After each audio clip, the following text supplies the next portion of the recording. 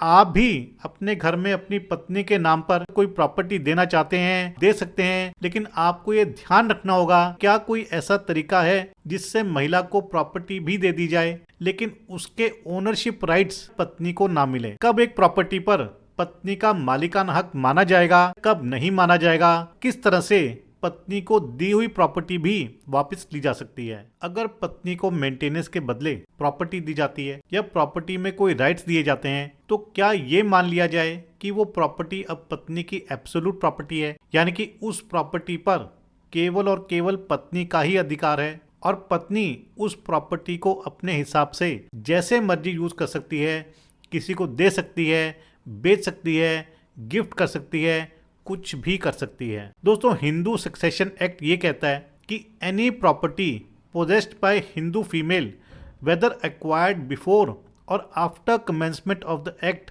Shell be held by her as full owner and not as a limited owner. यानी कि act से पहले या एक्ट के बाद यदि हिंदू महिला के पास कोई प्रॉपर्टी है या उसे कोई प्रॉपर्टी मिलती है तो वो महिला उस प्रॉपर्टी की फुल ओनर होगी। महिला के पास प्रॉपर्टी की मलकियत के सारे अधिकार होंगे। लेकिन क्या कोई ऐसा तरीका है जिससे महिला को प्रॉपर्टी भी दे दी जाए, यानी कि पत्नी को प्रॉपर्टी दे दी जाए लेकिन उसके ओनरशिप राइट्स महिला को या पत्नी को ना मिले। पत्नी उसे इस्तेमाल तो कर सके लेकिन उसे बेच ना सके या उसकी विल ना बना सके, उसे किसी भी तरह से किसी और को ट्रांसफर ना कर सके। दोस्तों, ऑनरेबल सुप्रीम कोर्ट ने अपनी एक लेटेस्ट और लैंडमार्क जजमेंट में पत्नी के महिलाओं के प्रॉपर्टी राइट्स को क्लियर किया। कब एक प्रॉपर्टी पर पत्नी का मालिकाना हक माना जाएगा या कब नहीं माना जाएगा और किस तरह से पत्नी को दी हुई प्रॉपर्टी भी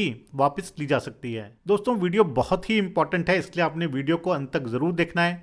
यदि आपने अभी तक चैनल को सब्सक्राइब नहीं किया है तो चैनल को सब्सक्राइब कर लीजिए, साथ ही नोटिफिकेशन बेल आइकन दबा दीजिए। इन केस आपकी कोई भी लीगल समस्या है, लीगल प्रॉब्लम है तो वो आप मुझे भेज सकते हैं। यदि आप अर्जेंटली मुझसे बात करना चाहते हैं, लीगल कंसल्टेशन लेना चाहते हैं तो आप कॉल मी फॉर एप्लीकेशन का इस्तेमाल कर सकते हैं या ईमेल से मुझसे 1-to-1 सेशन की अपॉइंटमेंट ले सकते हैं। दोस्तों, ऑनरेबल सुप्रीम कोर्ट के सामने जो केस था उस केस की बुनियाद आज़ादी से पहले यानी कि 1947 से पहले ही शुरू हो गई थी। के स्वामी नाम का एक व्यक्ति था जिसके पास अच्छी खासी ज़मीन थी।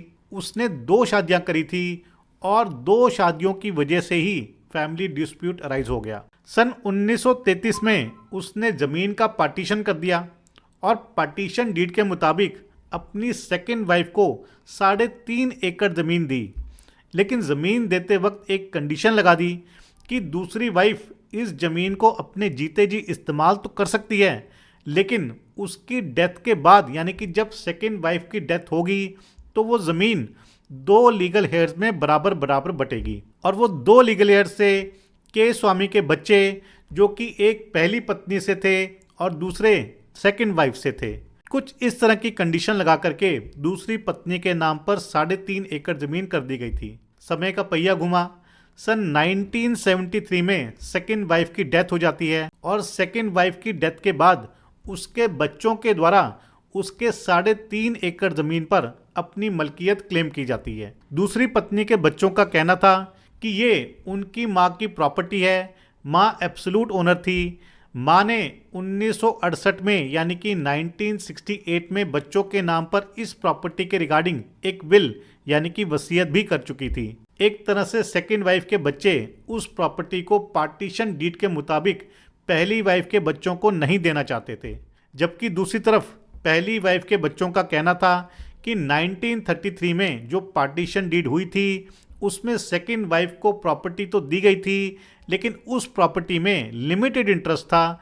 सेकेंड वाइफ के मरने के बाद वो प्रॉपर्टी पार्टीशन डीड के मुताबिक पहले और दूसरी पत्नी के लीगल हेयर्स में बराबर बराबर बांटी जानी चाहिए थी। इसलिए उस प्रॉपर्टी में पहली वाइफ के बच्चों का भी बराबर का अधिकार है। दोस्तों, मामला कोर्ट तक पहुंचा। ट्रायल कोर्ट और आंध्र प्रदेश हाई कोर्ट ने पहली पत्नी के लीगल हेयर्स की फेवर में केस को डिसाइड किया। दोनों कोर्ट का मानना था कि पार्टीशन डीड में सेकेंड वाइफ को जीते जी प्रॉपर्टी यूज करने के राइट्स तो दिए थे लेकिन वो राइट्स रिस्ट्रिक्टेड राइट्स से, लिमिटेड राइट्स से। दोस्तों, इसके बाद दूसरी वाइफ के बच्चों के द्वारा ऑनरेबल सुप्रीम कोर्ट में अपील फाइल की गई। सुप्रीम कोर्ट के सामने उनका कहना था कि एक बारी जब पत्नी को प्रॉपर्टी मिल गई तो हिंदू मैरिज एक्ट के हिसाब से पत्नी उस प्रॉपर्टी की एब्सोल्यूट ओनर है। प्रॉपर्टी के सभी राइट्स पत्नी के पास आ जाते हैं। पत्नी उन राइट्स का इस्तेमाल करके प्रॉपर्टी को किसी भी तरह ट्रांसफ़र कर सकती है, बेच सकती है या उसकी विल या वसीयत बना सकती है। उन्होंने ये भी बताया कि उनके पास माँ की विल है, वसीयत है और ऐसे में इस प्रॉपर्टी पर केवल उनका ही अधिकार है। पहली पत्नी के बच्चों का किसी भी तरह से कोई अधिकार उस प्रॉपर्टी में नहीं है। दोस्तों, इस केस में दो बड़े मेजर पॉइंट्स कोर्ट के सामने थे। पहला पॉइंट तो ये था कि अगर महिला को, पत्नी को मेंटेनेंस की बजाय कोई प्रॉपर्टी दे दी जाती है तो क्या महिला उस प्रॉपर्टी की एब्सोल्यूट मालिक बन जाएगी। और दूसरा पॉइंट ये कि क्या महिला को, पत्नी को प्रॉपर्टी देते वक्त डीड में स्पेसिफिक लैंग्वेज या कंडीशन लिखवा करके प्रॉपर्टी के राइट्स को रिस्ट्रिक्ट किया जा सकता है। क्या महिला को प्रॉपर्टी देते वक्त ये कंडीशन लगाई जा सकती है कि वो उस प्रॉपर्टी को फर्दर बेच नहीं सकती, ट्रांसफ़र नहीं कर सकती। दोस्तों, इसका जवाब हमें हिंदू सक्सेशन एक्ट में मिलेगा। हिंदू सक्सेशन एक्ट का सेक्शन 14 सब सेक्शन 1 ये कहता है कि कोई भी प्रॉपर्टी जो कि पत्नी के पास है उस पर पत्नी का पूरा अधिकार है। पत्नी फुल ओनर है, ना कि लिमिटेड ओनर है। दोस्तों, फुल ओनर का मतलब है कि पत्नी उस प्रॉपर्टी के साथ कुछ भी कर सकती है, उसे बेच भी सकती है, उसकी विल भी कर सकती है, ट्रांसफ़र भी कर सकती है, गिफ्ट भी कर सकती है, कुछ भी कर सकती है जो कि एक मालिक कर सकता है। इसी सेक्शन का सेक्शन 14 का सब सेक्शन 2 ये कहता है कि अगर महिला या पत्नी के द्वारा कोई प्रॉपर्टी एक्वायर की जाती है, चाहे वो गिफ्ट से हो, वसीयत से आई हो या किसी कोर्ट के ऑर्डर से आई हो या किसी अन्य डीड के थ्रू आई हो और उसमें पत्नी को लिमिटेड राइट्स दिए हों या रिस्ट्रिक्टेड राइट्स दिए हों, तो ऐसी स्थिति में पत्नी उस प्रॉपर्टी की फुल ओनर नहीं होगी, एब्सोल्यूट ओनर नहीं कहलाएगी। पत्नी को उस डीड के मुताबिक उन कंडीशंस का पालन करना होगा और अगर उस डीड में पत्नी को ये अधिकार नहीं दिया गया है कि वो प्रॉपर्टी को आगे बेच सकती है या उसकी विल कर सकती है, तो पत्नी ऐसा बिल्कुल भी नहीं कर सकती है। दोस्तों, ऑनरेबल सुप्रीम कोर्ट का भी यही कहना था कि सन 1933 में जो पार्टीशन डीड की गई थी उसमें ये क्लियरली मेंशन किया गया था कि दूसरी पत्नी को जो 3.5 एकड़ ज़मीन दी जा रही है उसे वो अपनी लाइफ टाइम में इस्तेमाल तो कर सकती थी, यूज़ तो कर सकती थी, लेकिन वो ना उसे बेच सकती थी, ना ही उसे ट्रांसफ़र कर सकती थी, ना ही उसकी विल, वसीयत कर सकती थी। दूसरी पत्नी की डेथ के बाद प्रॉपर्टी पहली पत्नी और दूसरी पत्नी के लीगल हेयर्स में बराबर बराबर डिवाइड होगी। इस तरह से ऑनरेबल सुप्रीम कोर्ट ने ट्रायल कोर्ट और आंध्र प्रदेश हाई कोर्ट के दिए गए फैसले को सही माना और मौजूदा अपील जो कि दूसरी पत्नी के बच्चों के द्वारा फाइल की गई थी उसे डिसमिस किया। ऑनरेबल सुप्रीम कोर्ट का कहना था कि पार्टीशन डीड के मुताबिक उस 3.5 एकड़ ज़मीन पर पहली पत्नी और दूसरी पत्नी के बच्चों का बराबर बराबर का अधिकार है। दोस्तों, यदि आप भी अपने घर में अपनी पत्नी के नाम पर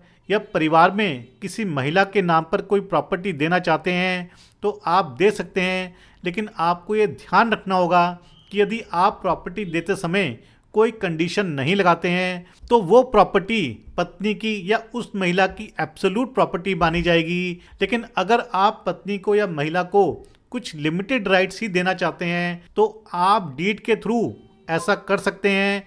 उस डीड में कंडीशन लगा सकते हैं कि पत्नी को उस प्रॉपर्टी में कौन कौन से अधिकार मिलेंगे, कौन कौन से अधिकार आप पत्नी को नहीं देना चाहते हैं। दोस्तों, इस केस जजमेंट पर आपके क्या विचार हैं ज़रूर शेयर कीजिएगा। यदि आपकी कोई लीगल समस्या है, लीगल प्रॉब्लम है तो वो भी आप मुझे भेज सकते हैं। इस जजमेंट का लिंक मैं आपको डिस्क्रिप्शन में दे दूंगा, वहाँ जाकर के आप इसे डाउनलोड करके पढ़ सकते हैं, समझ सकते हैं और अपने केस के फैक्ट्स के अनुसार यूज़ भी कर सकते हैं। तो आशा करता हूँ कि आपको वीडियो पसंद आया होगा। यदि वीडियो पसंद आया तो वीडियो को लाइक और शेयर ज़रूर कीजिएगा। चैनल को सब्सक्राइब करना मत भूलिएगा। अगली बार मिलेंगे नए वीडियो में नए टॉपिक के साथ। तब तक के लिए धन्यवाद। जय हिंद।